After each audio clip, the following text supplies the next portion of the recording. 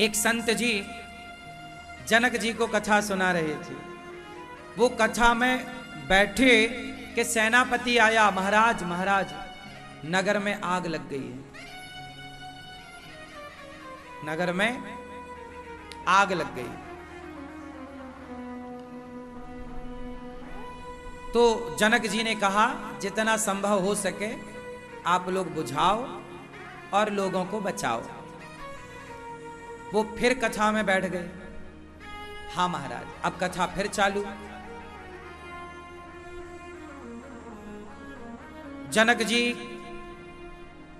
के पास थोड़ी देर बाद सेनापति फिर आया, महाराज आग बुझाने से बुझ नहीं रही, पूरा नगर जल के राख हो गया और आग आपके महलों में आ गई है। राजा फिर बोले प्रयास करो। सेनापति गए, राजा फिर कथा में डूब गए। तीसरी बार फिर सेनापति आया, महाराज भागिए, आग यहां तक आ गई, सारा आपका राज्य जल गया, नगर जल गया, आपका महल जल गया। राजा सेनापति से बोले बैठ जाओ। वो जो कथा सुनाने वाले संत थे वो भागे। जनक जी बोले कहां जा रहे हैं? अरे बोले हमारा बैग वहां रखा था, क्या वो भी जल गया?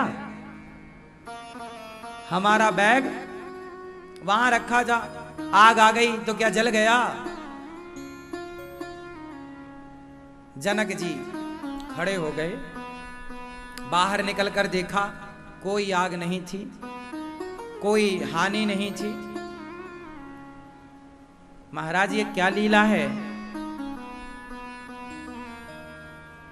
राजा जनक जी से पूछा गया कि आपका नगर जल रहा था, आप विचलित नहीं हुए, क्यों? राजा जनक जी ने कहा कि जब नगर जल रहा था तो बचाने का प्रयास तो किया ना सेनापति ने, तो प्रयास ही तो कर सकते हैं हम, और जितना प्रयास कर सकते हैं उतना किया। अब नहीं बचा तो रोने से भी क्या मिलना था, इसलिए हम शांत रहे। नगर तक, हमारे महलों तक आग आ गई, प्रयास तो चल ही रहा था, तो रोने से क्या होता? आपका एक झोला था, उस झोले के लिए आप परेशान हो गए, यहां राजा का महल जल रहा है, वो परेशान नहीं हुआ। जिसके अंदर वैराग्य है, त्याग की भावना है, वही जनक भगवान के बहुत बड़े भक्त हुए। भगवान का भक्त वही हो सकता है जो प्रयास तो करे आग बुझाने की, जो आग बुझाने का प्रयास तो करे, पर आग ना बुझे तो परेशान ना हो कि अब हुई है सोई जो राम रचि राखा। जब तक भक्त के अंदर वैराग्य ना हो, जैसे आप लोग कथा सुनने आते हो ना, तो आप बैठे तो कथा में हो, पर बार बार आपका ध्यान मोबाइल में, बार बार आपका ध्यान पड़ोसन में, बार बार आपका ध्यान कौन उठ रहा है, कौन बैठ रहा है उसमें। आप आएंगे, 1 घंटा बैठेंगे, फिर आप चल पड़ेंगे। मतलब आप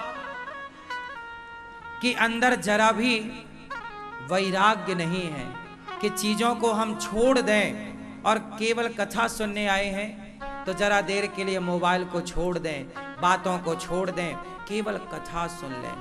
इतना भी तो वैराग्य नहीं है आपके अंदर। आप जरा मोबाइल भी तो नहीं छोड़ पाते, जरा ध्यान भगवान की कथा में जरा भी तो नहीं लगा पाते, यहां वहां यहां वहां। तो फिर भक्ति कैसे करोगे आप? भक्ति कौन कर सकता है जानते हो? कामी, क्रोधी, कामी बोलो, कामी, क्रोधी, लालची, इनसों भक्ति न होए। कामी कभी भक्ति नहीं कर सकता, क्रोधी कभी भक्ति नहीं कर सकता, लालची कभी भक्ति नहीं कर सकता। कामी, क्रोधी, लालची, इनसों भक्ति न होए। भक्ति करे कोई सूरमा, भक्ति करे कोई सूरमा, जाति वर्ण कुल खोए।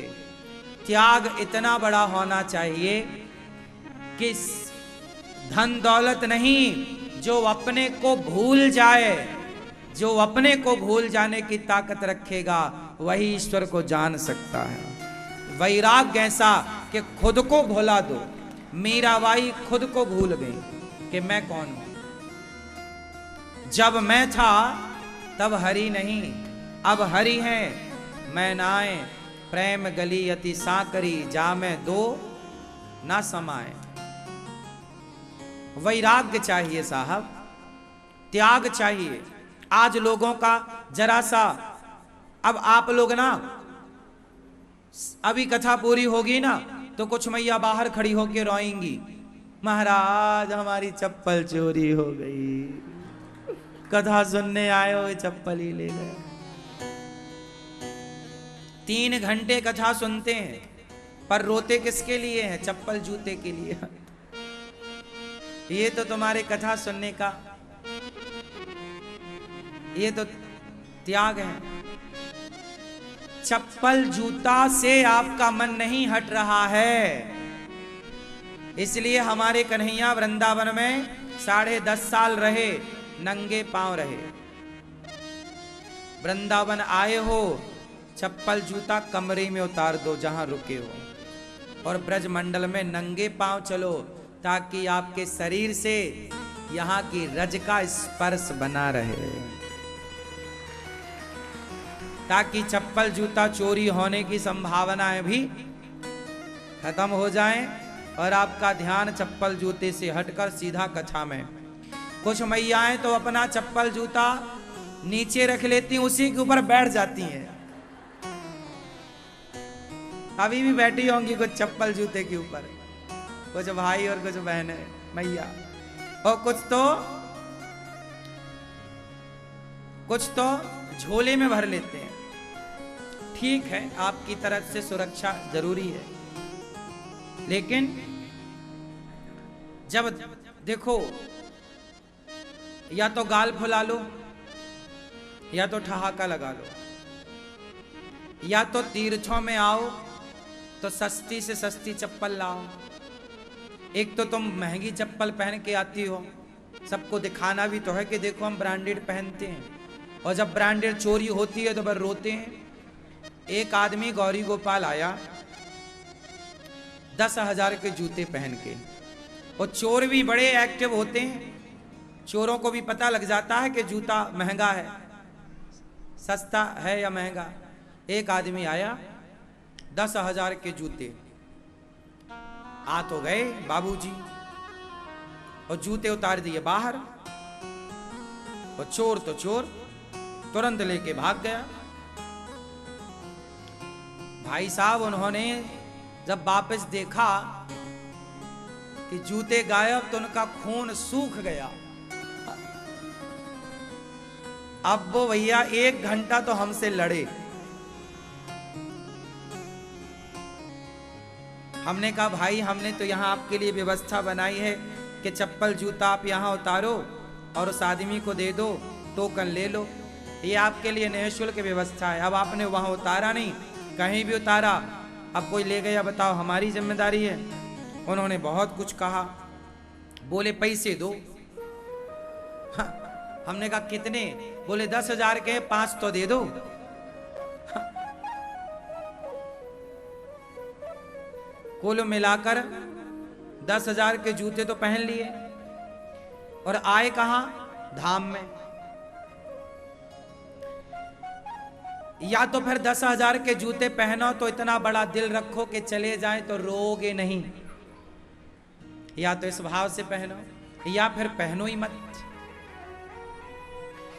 मन को हटाओ चीजों से, है ना।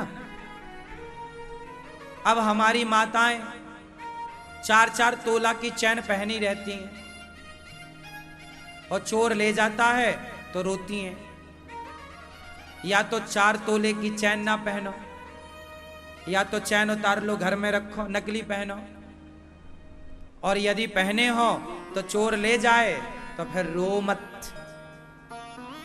क्यों मेरी मां? क्यों? सही है। या तो फिर आप उनकी सुरक्षा करो, संभालो, जिम्मेदार बनो, लापरवाही ना करो। बाहर निकला है घर से आप बाहर निकले हो तो बड़े जिम्मेदार बन के निकलो। आप कहीं भी पर्स छोड़ देते हैं, कहीं भी बैग छोड़ देते हैं तो कोई ले ही जाएगा। चोरी हमारी ही गलती से होती है, पता है। हम लापरवाही करेंगे तो चोरी होगी। इसलिए हमारे अंदर क्या होना चाहिए? त्याग। त्यागी बनो, सादा जीवन जियो, ज्यादा चमक धमक के दिखावे के चक्कर में ना पड़ो। और भगवान में मन लगे, वस्तुओं में मन ना लगे। धाम में आए हो ना तो यहां ध्यान भगवान का हो, वस्तु का ध्यान ना हो। क्यों? मोटी चैन पहन के आओगे, दिन रात उसी का ध्यान लगेगा, कोई ले ना जाए। उतार के आओ ना सीधा घर पे। सोना चांदी पहन के धामों में नहीं जाना चाहिए। सोना चांदी पहन के ना जाओ कहीं, और महंगे महंगे चप्पल जूता पहन के भी ना जाओ। वृंदावन आओ तो सोना चांदी पहन के बिल्कुल ना आओ, और महंगे जूते चप्पल पहन के तो बिल्कुल ही मत आना। पहले ही बता दिया हमने, अब बाद में रोना मत। सही है? त्याग होना चाहिए।